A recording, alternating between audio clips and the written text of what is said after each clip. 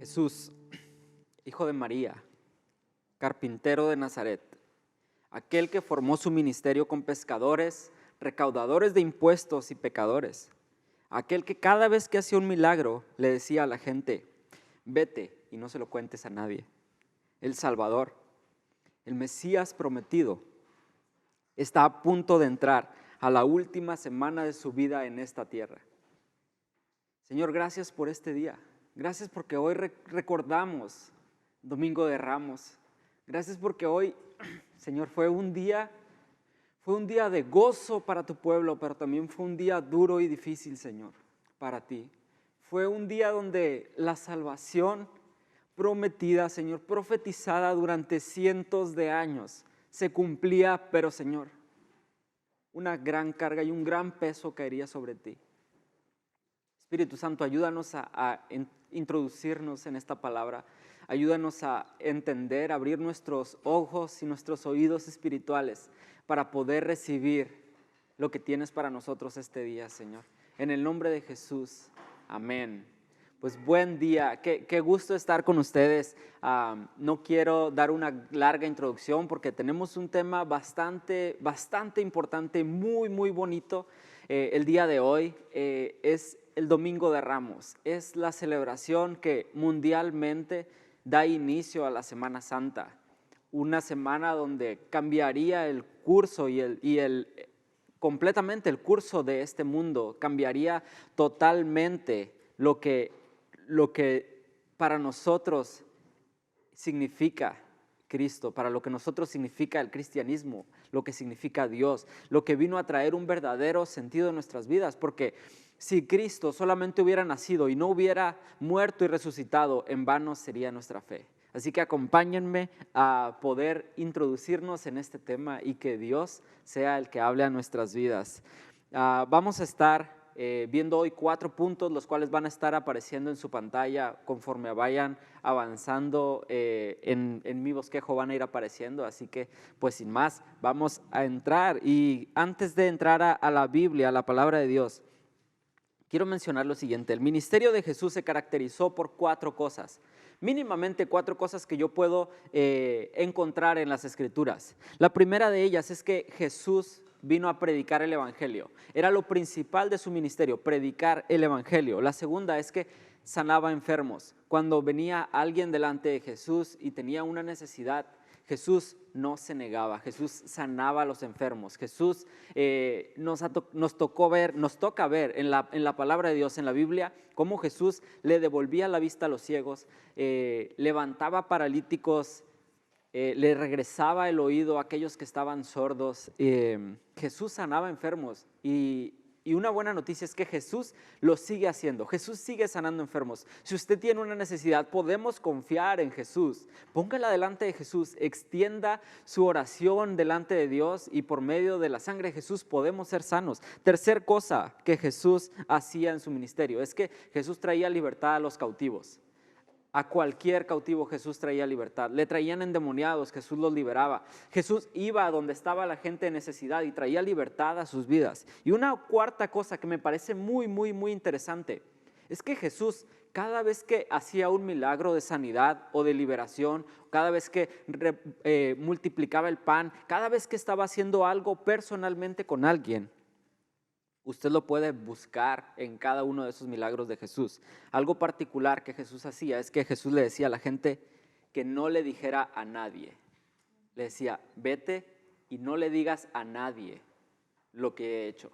Porque yo me he puesto a preguntarme, ¿por qué Jesús decía no le digas a nadie? ¿Por qué Jesús siempre estaba preocupado porque la gente no le dijera? Y la realidad es que todos aquellos que sanaba hacían totalmente lo contrario. Y ojo, Jesús no utilizaba psicología inversa. Jesús no era como que le voy a decir que no diga para que entonces vaya y diga. Realmente Jesús le decía a la gente no le digas a nadie porque para él era importante que la gente, que el pueblo, que todos aquellos que estaban alrededor no lo conocieran como un sanador, como un hombre que hacía milagros, no lo conocieran como aquel que liberaba endemoniados y multiplicaba el pan.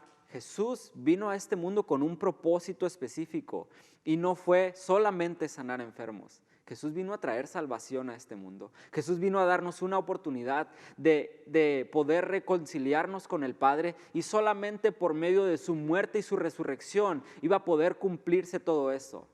Pero la misericordia y la gracia de Dios se extendió de tal manera que todos aquellos en necesidad podemos acercarnos delante de Dios, y Él, por su amor incondicional, por su amor tan grande, inmerecido para nosotros, por su pura gracia, Él atiende nuestras necesidades. Pero la cuarta cosa que caracterizó el ministerio de Jesús es que le decía a la gente que no contara nada. ¿Por qué pasaba esto? Porque Jesús mismo lo dijo, y es lo que vamos a analizar en este día. Jesús mismo dijo: no ha llegado mi hora todavía. Recuerda en Juan 2, si no lo recuerda, o si no lo recuerda es porque no lo ha leído, y si no lo ha leído le invito a que lo lea. Pero en Juan 2 tenemos el milagro de Jesús en las bodas, donde Jesús convierte el agua en vino. Cuando la madre de Jesús llega con él y le dice: hijo, se les acabó el vino. Y Jesús dice: madre, ¿y eso qué tiene que ver conmigo? No ha llegado mi hora. Y en diferentes ocasiones Jesús hablaba acerca de su hora. ¿Y qué significaba la hora? ¿Acaso Jesús contaba: a partir de las 12 puedo hacer milagros, y todavía no son las 12, madre? No era ese tipo de hora. Jesús vino con un propósito a este mundo, y Jesús estaba por cumplirlo. Pero ahora, hoy, este día, Domingo de Ramos, recordamos ese momento donde se cumplió la hora de Jesús, donde se comenzaría a cumplir cada una de las profecías que se habían hablado acerca de Él, acerca del Salvador, acerca del Mesías prometido. Vamos a Mateo 16, del versículo 21 al 23. De aquí en adelante, Jesús comienza a predecir su muerte. Jesús comienza a hablar a sus discípulos acerca de esto. Vamos a leer Mateo 16, versículo 21 al 23. Dice: desde entonces comenzó Jesús a advertir a sus discípulos que tenía que ir a Jerusalén a sufrir muchas cosas a manos de los ancianos, de los jefes de los sacerdotes y de los maestros de la ley, y que era necesario que lo mataran y que al tercer día resucitara. Jesús comienza este día, en esta ocasión, prediciendo su muerte, diciéndole a los discípulos: amigos míos, hermanos, para esto he venido. Hijitos míos, para esto he venido. Tengo que ir a Jerusalén. Voy a padecer delante de los ancianos, voy a padecer delante de los maestros de la ley, delante de los sacerdotes. Es necesario que me maten, pero al tercer día voy a resucitar. Y luego me llama mucho la atención que enseguidita Pedro le dice, lo lleva aparte y le dice: Señor, de ninguna manera, esto no te sucederá jamás. No vamos a hablar hoy acerca de Pedro y sus aventuras, porque ya conocemos un poquito de la vida de Pedro y cómo él siempre era como: no, Señor, eso no va a pasar. No, Señor, yo nunca te voy a negar. No, Señor, yo voy a estar calmado. Pero ahí vemos a Pedro diciéndole a Jesús, cuando él está diciendo, cuando Jesús está diciendo: me es necesario ir, padecer, morir y resucitar. Y Pedro: no, Señor, de ninguna manera, eso no va a pasar, porque tú eres nuestro Mesías, y el Mesías tiene que estar vivito y coleando para que pueda gobernarnos. Pero Pedro no entendía eso. Después Jesús le dice a Pedro: Pedro, me vas a negar. El diablo pidió zarandearlos. Pedro, me vas a negar. Pedro: no, Señor, yo nunca te negaré. Y ahí está, unas horas después negándolo. Pero Jesús tenía que empezar a adelantarles qué es lo que iba a pasar. Aunque no lo entendieran, aunque no supieran qué significaba, que iba a padecer, que iba a morir, que iba a resucitar, pero Jesús tenía que irlos preparando. Después en Mateo 17, 22, Mateo 17, 22, dice: estando reunidos en Galilea, Jesús les dijo: el Hijo del Hombre va a ser entregado en manos de los hombres. Lo matarán, pero al tercer día resucitará. Y los discípulos se entristecieron mucho. Comenzaban a entender. Jesús ya no estaba jugando, Jesús nunca estuvo jugando, pero Jesús ya estaba más en serio. Era la segunda vez que se los decía. Y ahora Pedro no dice que dijo: no, de ninguna manera, Señor. No, ahora, ¿qué pasó? Se entristecieron mucho. Pero ¿qué es lo que traía tristeza a los discípulos? ¿Qué es lo que les acongojaba, lo que entristecía su corazón? La Biblia no lo dice. Pero imagínese usted, si usted hubiera estado caminando 3 años con Jesús, viendo todo lo que Él hacía, examinando las Escrituras y viendo que la palabra de Dios hablaba de un Mesías, uno que iba a liberar al pueblo de Israel, uno que iba a traer una vez más salvación, uno que iba a traer estabilidad, uno que iba a traer el reino de Dios, y que Jesús les empieza a decir: chicos, me voy a morir, tengo que morir. Y ellos no entendían, tal vez era esa parte política, social que ellos estaban abrazando, pero tal vez también era: wow, Jesús, nuestro amigo, aquel con el que hemos pasado tanto tiempo, está diciendo que nos va a dejar, que se va a ir, que va a morir. Vamos la siguiente ocasión donde Jesús les dice que Él va a morir y que tiene que ser así. Mateo 20, versículo 17 al 19. Dice así: mientras subía Jesús rumbo a Jerusalén, tomó aparte a los 12 discípulos y les dijo: ahora vamos rumbo a Jerusalén, y el Hijo del Hombre será entregado a los jefes de los sacerdotes y a los maestros de la ley. Ellos lo condenarán a muerte y lo entregarán a los gentiles para que se burlen de él y lo azoten y lo crucifiquen, pero al tercer día resucitará. Jesús ya no les dijo nada más que el Hijo del Hombre tendría que padecer. Les dio detalles de qué es lo que iba a pasar. Les dijo tal cual las cosas que iban a pasar, y posiblemente les dio más detalle. Mateo solamente nos da 3 versículos de lo que Jesús les estaba diciendo, pero en esos 3 versículos nosotros nos damos cuenta de varios detalles, y uno de ellos es que Jesús sabía a dónde se dirigía. Jesús no estaba yendo a un lugar donde él no sabía qué es lo que le esperaba. Jesús sabía cuál era su propósito. Jesús estaba en control de todas las cosas. Jesús no estaba a merced de lo que los otros quisieran, no estaba a merced de lo que los discípulos dijeran, no estaba sometido a lo que los maestros de la ley, los fariseos, los sacerdotes, el gobierno romano dijera. Jesús estaba en control de todas las cosas. El destino de Jesús no estaba en manos de los líderes judíos o romanos. Ellos eran instrumentos para el plan redentor de Dios, un plan que nos alcanzó a todos.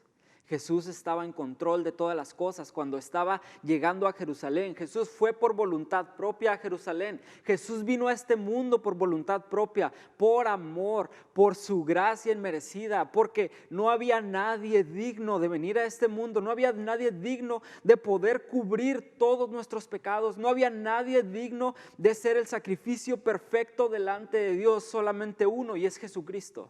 Solamente Él era el único digno de poder venir y cubrir el pecado del mundo y poder satisfacer la justicia de Dios. Solamente uno. Y en este momento estaba entrando a Jerusalén. Y en este momento Él estaba diciendo: me va a pasar esto, esto y esto. Versículo 17 de Mateo 20 dice, el 18 dice: ahora vamos rumbo a Jerusalén, y el Hijo del Hombre será entregado a los jefes de los sacerdotes. Y así fue. Cuando apresan a Jesús, ¿quién lo entregó? ¿Quién entrega a Jesús? Uno de sus discípulos, Judas.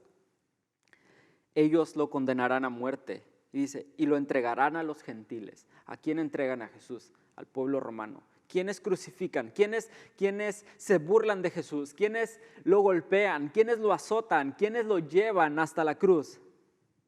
Los gentiles, el pueblo gentil. Para que se burlen y lo azoten y lo crucifiquen. Jesús sabía lo que iba. Jesús sabía que se iban a burlar de él, que lo iban a azotar y que lo iban a crucificar. Pero al tercer día resucitará. Jesús también sabía que al tercer día él iba a resucitar. Y esa es la esperanza que tenemos. Jesús estaba en control de todas las cosas. Jesús sabía exactamente qué es lo que estaba pasando. Tan es así que vamos a meternos un poquito atrás. Vamos a irnos unos días atrás.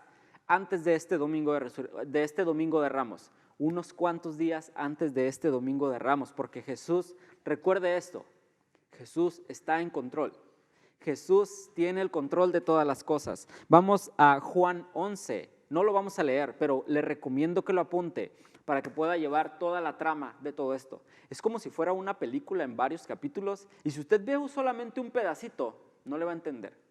Usted necesita ver todo el contexto, todo lo que está pasando. Y la importancia de este día para el pueblo judío y para nosotros los gentiles, la importancia de este día está en toda la Biblia, no solamente en ese día donde recordamos a Jesús entrando en un burrito en Jerusalén. Es mucho, mucho más que eso. En Juan 11 vemos que Jesús está haciendo su ministerio, predicando el evangelio, y llegan amigos de él y le dicen: Jesús, tu amigo Lázaro ha muerto. Híjole, Jesús se entristece porque era su amigo, pero Jesús dice: hey, Lázaro está dormido.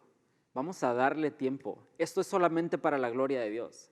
Y después, bueno, Jesús no atiende eso. Todavía dice en Juan 11 que se queda 2 días más.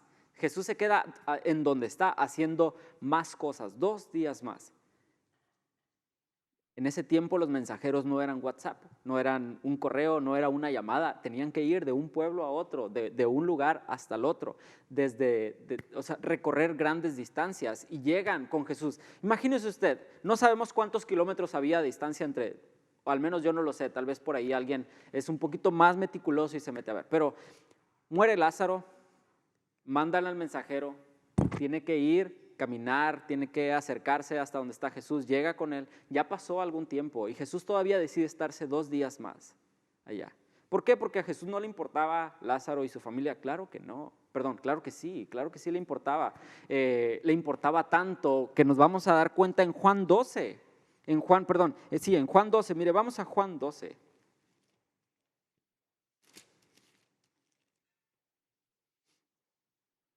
Juan 12. Juan 11, perdón. Juan 11:38 dice: conmovido una vez más, Jesús se acercó al sepulcro. Era una cueva en cuya entrada estaba tapada con una piedra. Quiten la piedra, ordenó Jesús. Marta, la hermana del difunto, objetó: Señor, ya debe oler mal, pues lleva 4 días muerto. O sea, llegan y le avisan a Jesús. Jesús se toma su tiempo, dice: tranquilos, esto es para la gloria de Dios. Esto es para la gloria de Dios. Lleva 4 días ahí. Jesús les dice: ¿no te dije que si crees verás la gloria de Dios? Entonces quitaron la piedra y Jesús, alzando la vista, dijo: Padre, te doy gracias porque me has escuchado. Ya sabía yo que siempre me escuchas, pero lo dije por la gente que está aquí presente, para que crean que tú me enviaste. Dicho esto, gritó con todas sus fuerzas: Lázaro, sal fuera. El muerto salió con vendas en las manos y en los pies y el rostro cubierto con un sudario posiblemente muy apestoso. Quítenle las vendas y dejen que se vaya. Ahí está Jesús haciendo lo impensable, Jesús haciendo lo que nadie nunca había imaginado: levantar a un muerto después de 4 días. Jesús tiene el poder para eso y más. Pero miren, vamos a ir a Juan 12, versículo 1 y 2. Dice: 6 días antes de la Pascua llegó Jesús a Betania, donde vivía Lázaro, a quien Jesús había resucitado. Allí se dio una cena en honor de Jesús. Marta servía y Lázaro era uno de los que estaban en la mesa con él. Había una cena, y esto comienza a ponerse interesante porque Jesús, estando lejos de Betania, que es donde vivía Lázaro, decide emprender el camino, pero su camino no es a Betania a resucitar a Lázaro.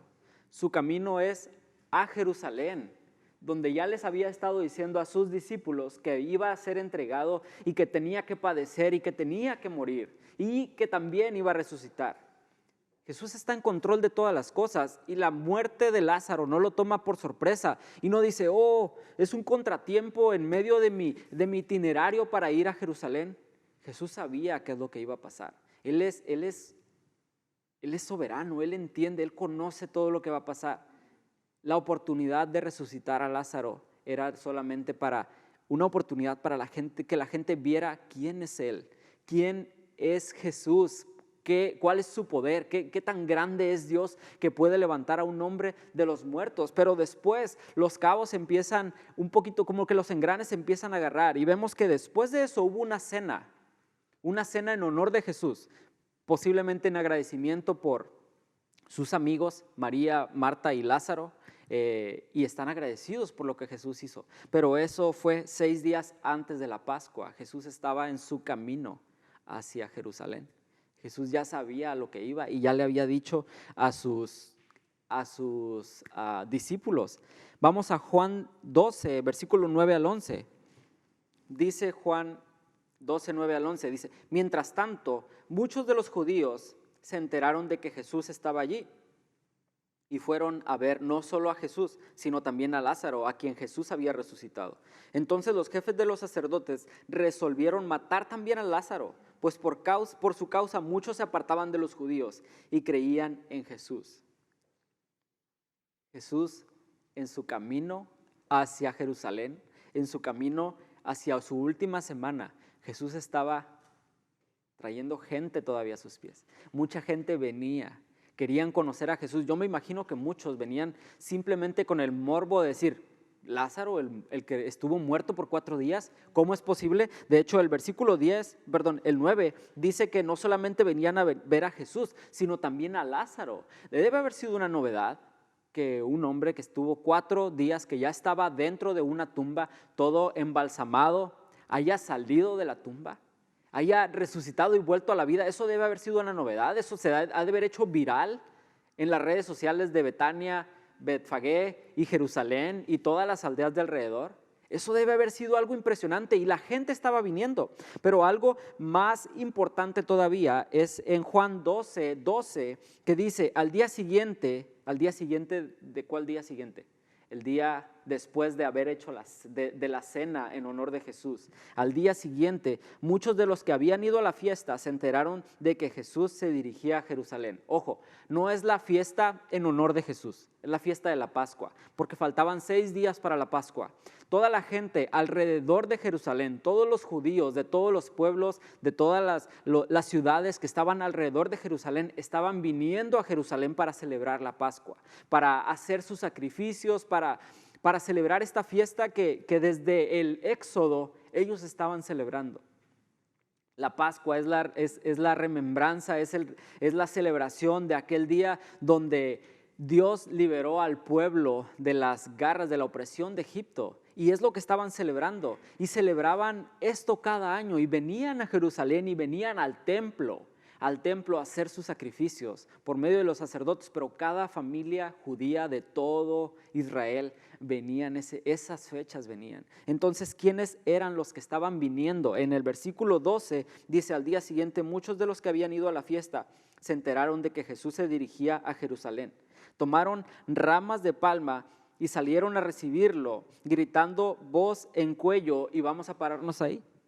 Vamos a pararnos ahí porque no queremos saber todavía qué es lo que están gritando. Solamente queremos ver que hay una gran multitud que está en Israel, en Jerusalén, para la fiesta de la Pascua, y que cuando se enteran de que Jesús viene, deciden salir y comenzar a clamar y traer sus hojas de palma. Pero vamos a brincarnos hasta el versículo 17 de Juan 12.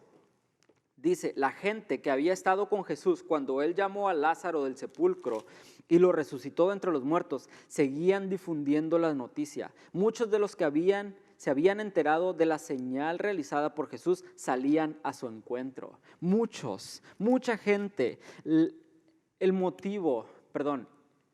La situación de Lázaro no tomó a Jesús por sorpresa. Cuando Jesús dijo, esto es solamente para la gloria de Dios, esto es para que Dios sea conocido, no era solamente por la resurrección, sino que por medio de ese evento se iban a suscitar toda esta cadena de situaciones que iban a acompañar a la entrada triunfal de Jesús en Jerusalén. No era ninguna casualidad. Le repito, Jesús está en control de todas las cosas. Y eso me lleva al primer punto que quiero compartir hoy con ustedes, que se llama Rey Soberano. Jesús es un Rey soberano. Jesús es un Rey que conoce todas las cosas. Jesús está en control de todas las cosas.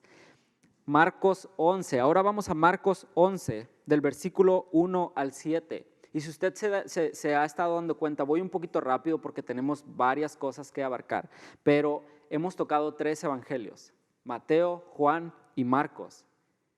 La entrada triunfal de Jesús está en los 4 evangelios, está prácticamente en todo lo que habla de Jesús. En los 4 evangelios son los acontecimientos de Jesús y está en todos ellos. Así que le invito a que esta Semana Santa se tome un tiempo para leer en todos los evangelios y encontrar la armonía, porque no hay eventos aislados. Toda la palabra de Dios es un solo evento, es un solo paquete, es una Si lo viéramos como películas, es toda una saga, no tienen nada por separado. Pero vamos a nuestro punto número 1, Rey soberano, Marcos 11, del versículo 1 al 7.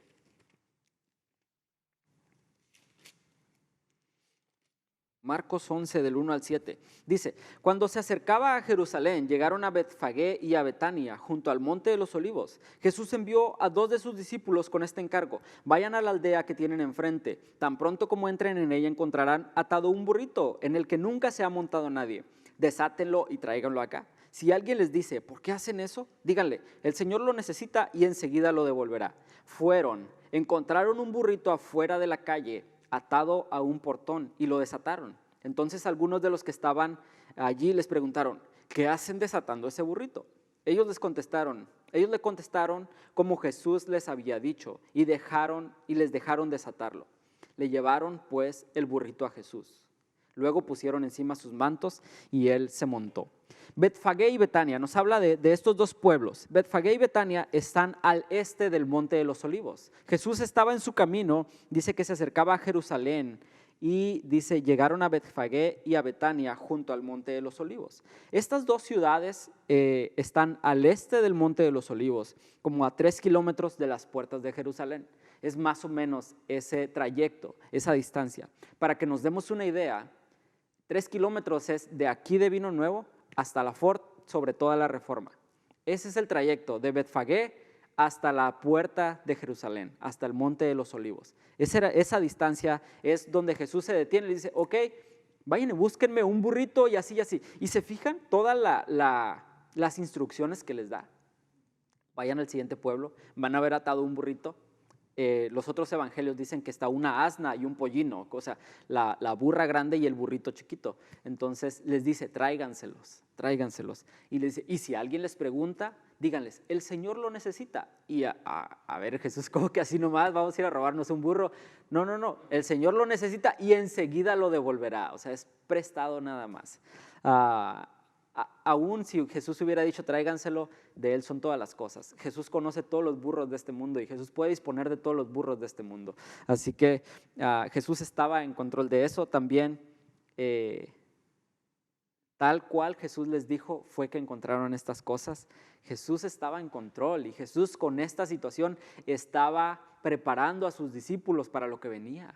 Jesús no solamente les estaba diciendo cada cosa que iba a suceder, sino que con cada acto que Jesús hacía, les estaba diciendo, estoy en control de todas las cosas. Todo lo que estaba por ocurrir era parte de su plan, porque sabe que hay un plan y no fue un plan emergente de que a Jesús se le ocurrió que en ese día iban a encontrar un burrito. Hay un plan que desde el principio de las Escrituras se viene dando, desde el Génesis 1 se viene dando ese plan, ¿sabe hasta dónde? Hasta Apocalipsis 22, que es donde termina todo. Y hoy nos estamos centrando solamente en esta pequeña parte. El destino de Jesús no estaba en manos de los líderes judíos o romanos, ellos eran un instrumento para el plan redentor de Dios. Mateo 21, versículo 4 y 5. Vamos a regresar a Mateo 21, 4 y 5. Dice, esto sucedió para que se cumpliera lo dicho por el profeta. Digan a la hija de Sión, mira, tu rey viene a ti, humilde y montado en un burrito, cría de una bestia de carga. ¿Qué profeta es el que estaba diciendo? Bueno, Mateo nos está diciendo que el burrito por el cual Jesús los mandó llamar, ese burrito que Jesús tenía que entrar en esta ciudad, en Jerusalén, con este burrito, ¿para qué? Para que se cumpliera lo dicho por el profeta. ¿Y cuál profeta es el que dice esto? Zacarías, el profeta Zacarías. Unos libros atrás, vamos a irnos a Zacarías 9:9. Si usted no quiere moverse en la Biblia, aquí está apareciendo el versículo en pantalla. Pero Zacarías 9:9 dice, alégrate mucho, hija de Sión, grita de alegría, hija de Jerusalén. Mira, tu rey viene hacia ti, justo, salvador y humilde. Viene montado en un asno, en un pollino, crío de asna. Esta profecía se dio aproximadamente 500 años antes de que Jesús entrara en Jerusalén. 500 años antes de que Jesús estuviera en este mundo. Hay un plan. Jesús tiene el control de todas las cosas. Dios tiene. La profecía conocida era que el rey entraría en un burrito. Era que el justo, el salvador y el humilde entrarían en Jerusalén de esa manera.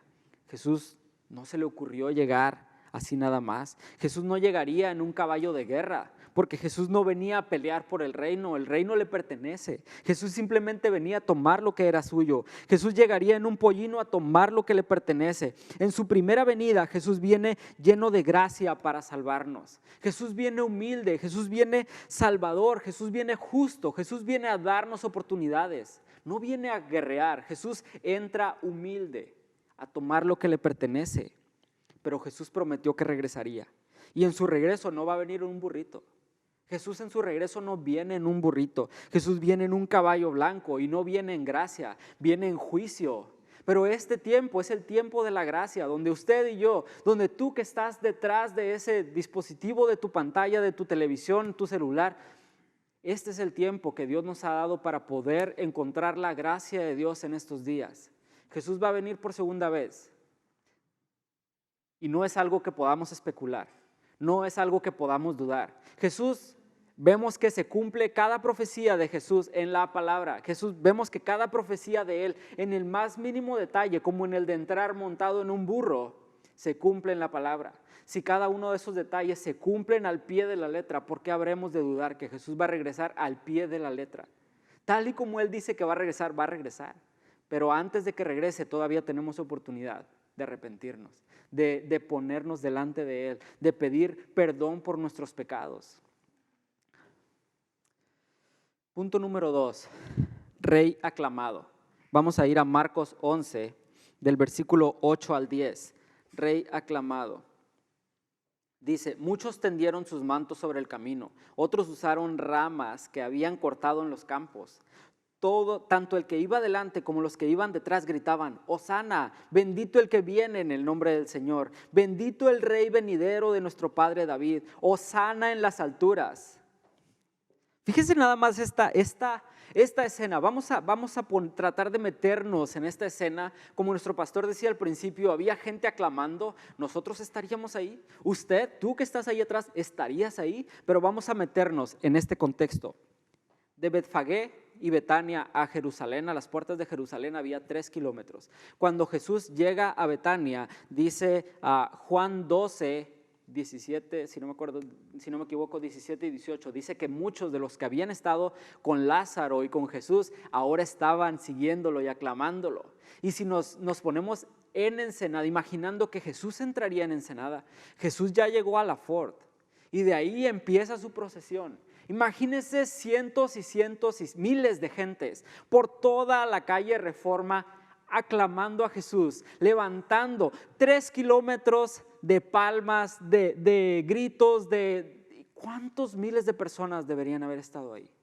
Venían miles a la fiesta de la Pascua y eran los que ahora estaban aclamando a Jesús. No eran poquitos, era mucha gente, no eran unos cuantos que aparecían, eran cientos y cientos que llegaban y ponían sus mantos delante de Jesús y lo aclamaban. Y Jesús viene humilde en un burrito. Jesús viene humilde en un burrito. Entre la gente se comienza a escuchar este rumor y entre amigos empiezan a decir, oye, Zacarías, ¿recuerdas a Zacarías? Y otro empieza a decir, es cierto, Zacarías. Y alguien empieza a proclamar Zacarías. Y alguien empieza a recordar que Zacarías 9:9 decía, bendito el que viene. Mira, viene tu rey, viene tu Salvador, el Mesías, montado en un pollino. Se está cumpliendo la palabra. Un pueblo que por 400 años estuvo en silencio, que desde Malaquías hasta Juan el Bautista no hubo un profeta en Israel. 400 años de silencio. Y están viendo, no están escuchando, están viendo cumplirse una profecía. ¿No se imagina usted que realmente esto iba a ser algo explosivo? Que el pueblo iba a enloquecer y que iba a decir, se está cumpliendo el tiempo de su visitación ha llegado, el Mesías ha llegado. Pero, oh sorpresa, el rey aclamado, el rey que venía, era un rey inesperado. Era un rey inesperado, no era el rey que todos esperaban. Y ese es mi punto número 3, rey inesperado. ¿Por qué inesperado? Porque Jesús no había venido a dominar. Jesús había venido a morir. Jesús no había venido a hacer una revolución a la manera de un militar. Jesús hizo su revolución en 12 hombres. No me alcanzan los dedos, pero imagine que tengo 2 más. 12 hombres en 11, porque uno se perdió. Jesús no vino a atacar al imperio romano. Jesús vino a atacar una religión vacía.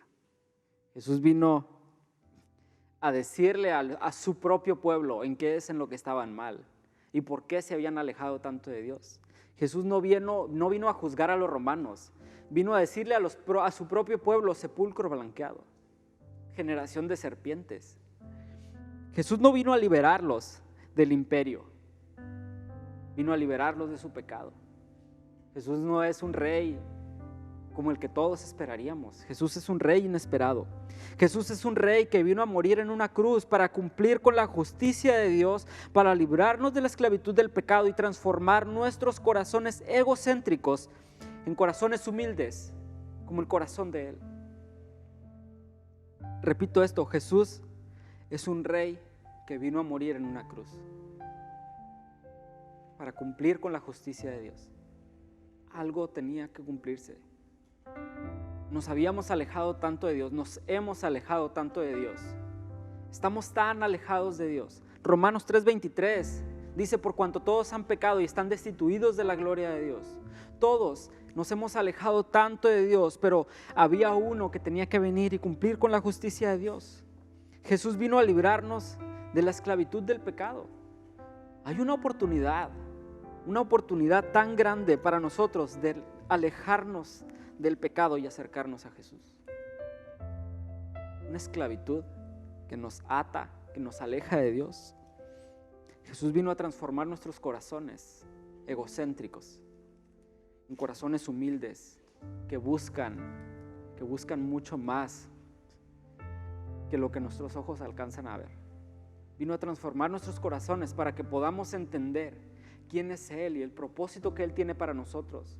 Porque mientras sigamos pensando solamente en nosotros mismos, mientras sigas pensando en ti, solamente en ti, y tu visión alcance solamente para lo que tú quieres y tus propósitos, que no están mal, posiblemente no están mal, pero si hay egoísmo en tu vida, si estás buscando solamente lo tuyo, tal vez necesitas que alguien haga algo en tu vida, tal vez necesitas un cambio, tal vez necesitas darte la oportunidad y no darle la oportunidad a Dios. Porque a Dios nadie le da oportunidades, Dios nos da oportunidades a nosotros. Necesitas darte la oportunidad de entregarle tu vida a Cristo y realmente ver un cambio en tu vida. Romanos 6:23 dice: porque la paga del pecado es muerte, mientras que la dádiva de Dios es vida eterna en Cristo Jesús. Tú y yo estamos condenados a muerte eterna. No hay nadie que pueda decir, es más, si crees o no crees, estás condenado. Si crees que hay vida después de la muerte, ¿estás caminando hacia eso? Si crees que no hay nada después de la muerte, ¿estás seguro? ¿Estás seguro que no hay nada después de esta vida? ¿Estás seguro que simplemente pasas a desaparecer, pasas a dejar de existir? Yo no pierdo nada si todo esto fuera mentira. No puedo creer que es mentira porque la Biblia, cada parte se comprueba a sí misma, se demuestra. Dios es tan real, Dios ha transformado mi vida, la vida de mi familia, la vida de mis amigos. Dios es alguien, es tan real que no podemos negarlo. Pero te repito, si todo esto fuera mentira, yo no pierdo nada. Pero si todo esto es real y tú no te estás dando la oportunidad de entregarle tu vida a Dios, tú tienes mucho que perder. Yo no tengo nada que perder, tú sí. Romanos 6:23 dice: porque la paga del pecado es muerte, pero la dádiva de Dios es vida eterna en Cristo Jesús. Quiero invitarte que este domingo de Ramos, este domingo donde celebramos la entrada triunfal de Jesús en Jerusalén, que hoy podamos celebrar la entrada triunfal de Jesús a tu vida. Que hoy tú puedas entregarle tu vida a Jesús Y que tú digas, sí, es cierto, mi vida es un desastre. Sí, tal vez tengo dudas de si Jesús existe o no existe, pero hoy quiero darte la oportunidad. Más bien, Dios nos está dando la oportunidad de que entreguemos nuestra vida a Él. Él es un rey inesperado. Tal vez tu vida necesita un giro inesperado. Tal vez tu vida, no reformulo esto, no es un tal vez. Tu vida necesita un giro inesperado. Tu vida necesita un giro completamente inesperado. Quiero invitarte a que hagas esta oración conmigo. Quiero invitarte a que cierres tus ojos y que en donde estás, repitas conmigo. Si puedes hacerlo en voz audible, excelente. Si te cohibes porque hay alguien más alrededor, familia, amigos, o no quieres hacerlo, simplemente en tu corazón, repite esto conmigo. Señor Jesús, reconozco que soy pecador, reconozco las bajezas en mi vida, reconozco el egocentrismo en mí, reconozco mi egoísmo en todos los aspectos, Señor. Pero reconozco que necesito de ti, reconozco que necesito un Salvador y hoy quiero entregarte mi vida. Jesús, he intentado tantas veces darle giros a mi vida y regreso a lo mismo, Señor. Pero hoy quiero darle un giro inesperado. Quiero que tú, Rey inesperado, vengas a mi vida. Gracias por tu perdón y por tu salvación. En el nombre de Jesús, amén. Si tú hiciste esta oración por primera vez, quiero darte la bienvenida a la familia de Dios. Ahora eres un hijo de Dios, pero hay pasos que debes seguir todavía. Así que te invitamos a que nos mandes un mensaje a la página de Vino Nuevo o en comentarios escribas, hoy le entregué mi vida a Jesús, porque queremos ayudarte a este caminar tuyo con Dios. Queremos ayudarte. Y mi punto número 4, y con este quiero terminar, y ya me pasé un poquito del tiempo, ustedes me disculpan, pero esto es tan importante. Punto número 4, un rey que regresa. Así como Jesús vino, también Jesús se fue, tuvo que morir, resucitó y fue ascendido al cielo y ahora está sentado a la diestra de Dios. Pero Jesús dijo que va a regresar. Jesús es un rey que regresa, y es un rey que regresa no con gracia, es un rey que regresa en juicio, porque ahora es el momento. Este es el momento de la gracia, de poder entregarle nuestra vida a Dios, de recibir su perdón. Después va a ser tarde, y después no sé cuándo va a ser. No sé si va a ser hoy, va a ser mañana, pero Jesús viene pronto. Rey que regresa. Jesús prometió que regresaría, pero Jesús no va a regresar en un burrito. Y vamos a verlo en Apocalipsis 19, versículo 11 al 16. Y le dije, la Biblia es una sola historia, no son muchas historias, es una sola historia. Y desde el Génesis hasta Apocalipsis, esta historia se cuenta sola. Pero fíjese cómo va a regresar Jesús. Apocalipsis 19, 11 dice, luego vi el cielo abierto, y esta es una visión que tuvo Juan, el apóstol Juan. Dice, luego vi el cielo abierto y apareció un caballo blanco. Jesús ya no viene en un burro, viene en un caballo, y es un caballo blanco, es un caballo hermoso. Y dice, su jinete se llama Fiel y Verdadero, con justicia dicta sentencia y hace la guerra. Sus ojos resplandecen como llamas de fuego y muchas diademas ciñen su cabeza. Lleva escrito un nombre que nadie conoce sino solo él. Está vestido de un manto teñido en sangre. Jesús ya no entra pacíficamente, Jesús viene teñido en sangre. Lleva escrito un nombre que nadie conoce sino solo él. Está vestido en un manto teñido en sangre y su nombre es el Verbo de Dios. Lo siguen los ejércitos del cielo, montados en caballos blancos y vestidos de lino fino, blanco y limpio. De su boca sale una espada afilada con la que herirá a las naciones. Las gobernará con un puño de hierro. Él mismo exprime uvas en el lagar del furor del castigo que viene de Dios Todopoderoso. En su manto y sobre su muslo lleva escrito Rey de Reyes y Señor de Señores. Ese es el Jesús que va a regresar. Ese es el Jesús que va a regresar. ¿Y sabe qué? Usted y yo, tú y yo, podemos estar en ese momento cuando Jesús va a regresar. No nos perdimos la entrada triunfal de Jesús hace casi 2000 años. No estuvimos ahí. Pero no nos podemos perder la segunda entrada triunfal de Jesús cuando Él regrese a reinar a este mundo, cuando Él regrese en un caballo blanco. Este es el Jesús que regresa en su primera entrada triunfal. Jesús hizo su procesión de Betania al Monte de los Olivos y entró por la puerta este de Jerusalén. Y ojo, quiero terminar con esto. En su segunda entrada triunfal, Jesús entra por el mismo monte y por la misma puerta. Zacarías 14, versículo 4 y 5. Zacarías 14, 4 y 5. Fíjese lo que dijo Zacarías 500 años antes de que Jesús viniera a este mundo. Zacarías 14, 4 y 5 dice: en aquel día pondrá el Señor sus pies en el monte de los olivos, que se encuentra al este de Jerusalén. Y el monte de los olivos se partirá en dos de este a oeste y formará un gran valle con una mitad del monte desplazándose al norte y la otra mitad hacia el sur. Ustedes huirán por el valle de mi monte, porque se extenderá hasta Asal. Huirán, bueno, ahí no nos vamos a ir hasta el 5, pero nada más el 4. Fíjese lo que Zacarías estaba profetizando. No solamente Zacarías profetizó en Zacarías 9:9 que Jesús iba a entrar en un pollino, sino que también dice que en aquel día, en el día del reinado venidero del Señor, en aquel día el Señor pondrá sus pies en el monte de los olivos, que se encuentra al este de Jerusalén, y el monte se partirá en dos. Ese día Jesús va a regresar. Por el mismo lugar donde Él entró la primera vez, Jesús va a regresar. Quiero que vea esta foto. Quiero que vea esta imagen que está apareciendo en su pantalla. Esa es la puerta por la que Jesús va a entrar. Esa foto la saqué ayer de Google Maps. No es un diccionario bíblico de hace cientos de años. No es una pintura de algún pintor renacentista. Es una foto de Google Maps de ayer que nos está diciendo por dónde va a entrar Jesús. La siguiente foto nos muestra que en esa puerta, la cual está sellada enfrente, hay un cementerio. Y esto es irónico.